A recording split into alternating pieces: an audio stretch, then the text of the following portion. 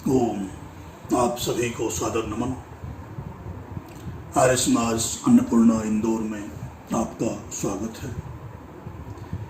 एक ऐसा शब्द जिसने कभी इस पूरी धरती को ज्ञान और सभ्यता का पहला पाठ पढ़ाया था, एक ऐसा शब्द जिसे सुनते ही हमारे पूर्वजों की रगों में वीरता, करुणा और स्वाभिमान का खून दौड़ने लगता था, वह शब्द था आर्य।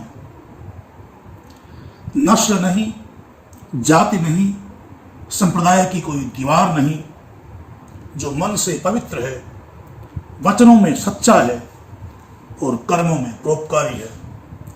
इस ब्रह्मांड का हर वह श्रेष्ठ इंसान आर्य है। आइए अपने भीतर सोए हुए उसी गौरवशाली आर्यत्व को जगाने का प्रयास करते हैं। इस एक पवित्र शब्द को लेकर बहुत सारी भ्रांतियां फैली हुई हैं। किसी पश्चिमी इतिहासकार ने कह दिया कि आर्य बाहर से आए हुए हमलावर थे। किसी ने इसे एक विशेष जाति या नस्ल मान लिया, तो किसी ने इसे केवल इतिहास के पन्नों में दफन हो चुका एक पुराना नाम मान लिया। कितनी विडंबना है।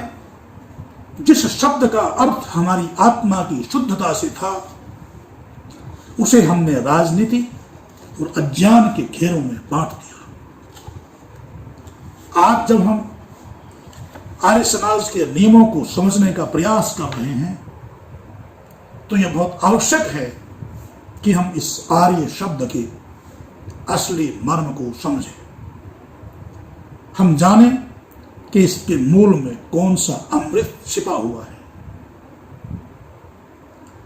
आज का यह संवाद, ये चर्चा हमारे भीतर छिपे श्रेष्ठ मनुष्य को जगाने का शंखनाद है। क्योंकि आज हम इतिहास के उस सत्य से रूबरू होने जा रहे हैं जो आज के इस उलझे हुए समाज को जीने की एक नई राह दिखाएगा। आज हम उस शब्द की गहराई में गोता लगाने जा रहे हैं जो हमारी असली पहचान है। आज के इस दौर में जब कोई व्यक्ति आर्य शब्द सुनता है तो उसके दिमाग में क्या आता है?